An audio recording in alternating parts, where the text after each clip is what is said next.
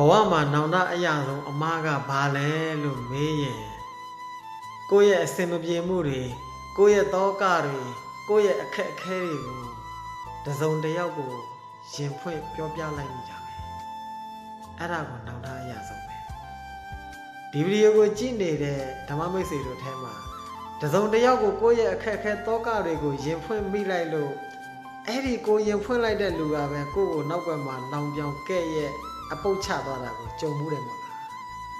ဒါဆိုဒီဗီဒီယိုကိုစောကြည့်လိုက်ပါအဲ့တော့ဦးဇင်းတို့အားလုံးက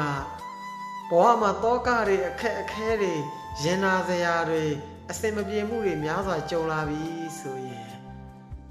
ရင်ဖွင့်ဖို့အတွက်ပြောပြဖို့အတွက်လက်ခံနားထောင်ပေးမဲ့လူတစ်ယောက်ကိုလိုက်ရှာကြတယ်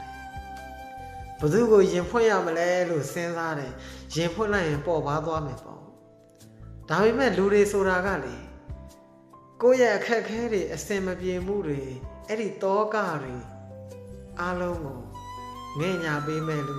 တနာပေးမဲ့လူဖေးမပေးမဲ့လူဆိုတာထက်နောက်ွယ်ရောက်ရင်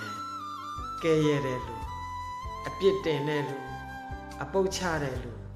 လောင်ပြောင်တဲ့လူကပို့ပြီးတော့များပါတယ်။ဒါကြောင့်တယောက်တည်းနေတတ်အောင်ပဲကြိုးစားပါလောကမှာလေကိုဘသူအတွက်မရှိမဖြစ်ကြီးပါလို့ဘယ်တော့မှမထင်နဲ့အဲ့ဒီထင်နေတဲ့အဲ့ဒီအတ္တကကိုပူလောင်စေတယ်တောကတွေဖြစ်စေတယ်နာကျင်စေတယ်တကယ်တော့ဘသူအတွက်မှကိုဆိုတာမရှိမဖြစ်လိုအပ်တဲ့လူတစ်ယောက်မဟုတ်ပါဘူးအဲ့ဒီလိုပါပဲဘဝကသင်ခန်းစာတွေပေးတာများလာတော့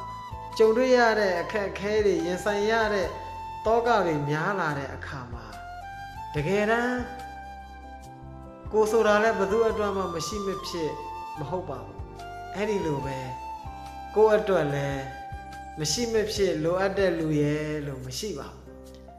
ကိုရှိကနေပြီးတော့မသက်ဆုံးတိုင်ရက်တီကာကွယ်ဖြည့်ရှင်းပေးသွားမဲ့လူဆိုတာလည်းမရှိဘူးဆိုတာကိုတတိထားဖို့လိုတယ်အဲ့လိုမှမဟုတ်ရင်ဖွင့်မိလိုက်တဲ့အခက်အခဲတွေအစင်မပြေမှုတွေကိုရင်ဖွင့်မိလိုက်တယ်ဒါပေမဲ့အဲ့ဒီလူတွေကပဲကိုယ့်ကိုနောက်ွယ်မှာ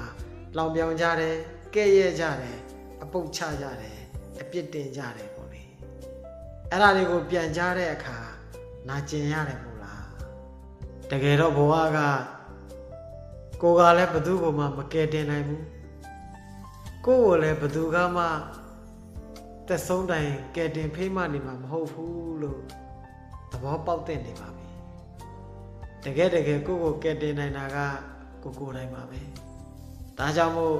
ကိုတကယ်ကယ်တင်နိုင်တဲ့ဒါနကောင်းမှုတွေကိုလုပ်ပြီးသွားပြီလား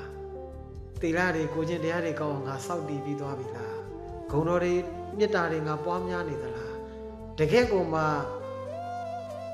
နိဗ္ဗာန်ဆိုတဲ့လမ်းကြောင်းပေါ်ကိုမျက်မှောက်ပြုနိုင်ဖို့အဲ့ဒီပန်းနိုင်ကိုရောက်ဖို့အတွက်ဝိပဿနာတရားတွေငါအားထုတ်နေပြီလားဆိုတာကိုသုံးသပ်ပါတကယ်ကြတော့လေဝိပဿနာတရားအားထုတ်တယ်လို့ပြောလိုက်တယ်လူတွေကတရားနာရတယ်တရားထိုင်ရတယ်လို့ပဲမြင်ကြတာဝိပဿနာတရားအားထုတ်တယ်ဆိုတာကကိုဝေဖန်ဆန်းစစ်ခြင်းပဲကိုအကြောင်းကိုဘယ်လောက်သိတယ်လဲကိုခန္ဓာရဲ့အကြောင်းကိုဘယ်လောက်ထိနားလည်သဘောပေါက်ထားလဲဆိုတာကိုပြန်ပြီးတော့မှလေ့လာသုံးသပ်ခြင်းပဲဖြစ်တယ်ဒါကြောင့်မို့ကိုတောင်မှအပြည့်အဝနားမလည်သေးတာသူများကတော့ကိုကဘယ်အပြည့်အဝနားလည်ပေးနိုင်မလဲဘယ်သူကရောကိုအပြည့်အဝကြီးနားလည်ပေးနိုင်မှာမို့လို့လေနှလုံးစိတ်ဝမ်းငြိမ်းချမ်းကြပါစေသမေနာဝေတိကေပရာဏမေယေဒုရိနာဒါယလိဆိုင်နာ